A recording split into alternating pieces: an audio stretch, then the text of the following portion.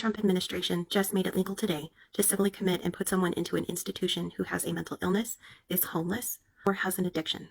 Ending crime and disorder on America's streets is not at all what it looks like. Let me break this down for you. In Section 2, titled Restoring Civil Commitment, it says the Attorney General with the Secretary of Health and Human Services, so that's Pam Bondi, and RFK Jr., shall take appropriate action to seek, in appropriate cases, the reversal of federal or state judicial precedents and the termination of consent decrees. What that means is that all federal and state case law surrounding civil commitment, they're upending that with this executive order. The Attorney General and Health and Human Services will provide assistance to state and local governments to identify, adopt, and implement civil commitment and institutional treatment that allow for appropriate commitment and treatment of individuals with mental illness. So if you remember, we go back to where it said that all the judicial precedents and the consent decrees are out the window. That is your due process. What this means is that anybody can say that you're mentally ill and that you're a danger to others or yourself. You don't have to have a mental illness at all, or you could have a mental illness, such as major depressive disorder. It's outing everybody. If you are someone who is unsheltered, anyone could say, well, if you're unsheltered, you obviously can't care for yourself because you're not getting a job, you don't have a home. Obviously, you can't care for yourself. Do you see how easy this is? But let me go on. In Section 5, increasing the accountability of people in homelessness programs, we involve HUD.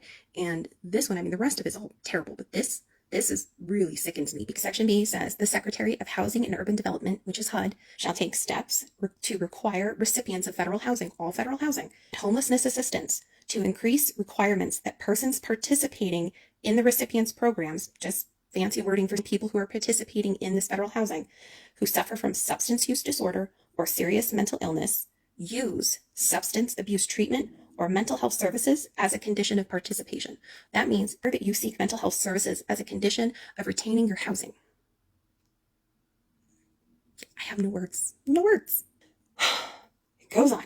The Secretary of Housing and Urban Development, HUD, in consultation with the Attorney General and Secretary of Health and Human Services, Pam Bondi and RFK Jr., shall, as appropriate and to the extent permitted by law, which we know is bullshit, shall allow or require the recipients of federal funding for homelessness assistance to collect health-related information that the Secretary of HUD identifies as necessary to the effective and efficient operation of the funding program from all persons to whom assistance is provided, and require those funding recipients, people receiving housing, to share such data with law enforcement authorities in circumstances permitted by law, again, bullshit, and to use the collected health data to provide appropriate medical care to individuals with mental health diagnoses, not mental illnesses, not severe mental illnesses, mental health diagnoses, or to connect individuals to public health resources. They don't want to connect you to anything, and we know that. We've seen that for months now.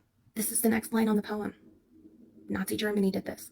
They are coming for the disabled under the guise of homelessness and substance use disorders and saying, oh, we need to get the quote, crazy people off the streets. It's unfair to everybody, the homeless, the mentally ill, the addicted, and everybody else, because they are vagrants and just to make everybody unsafe.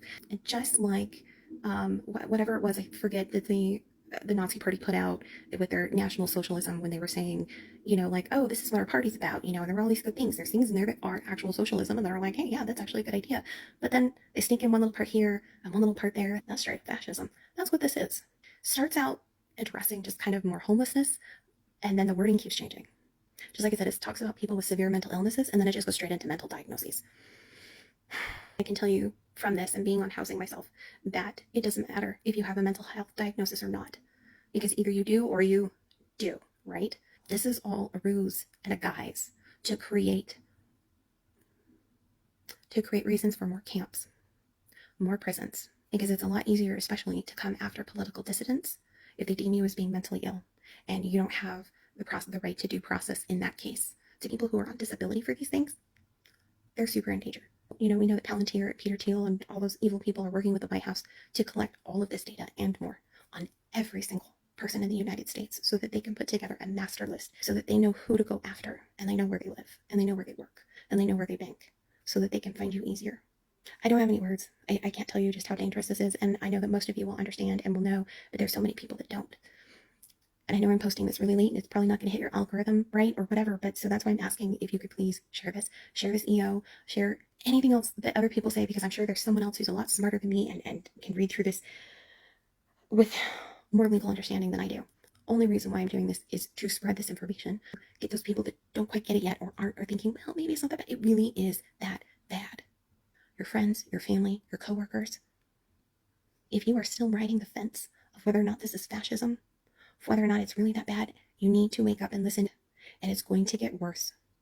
What you decide to do now is what you would have done back in 1942.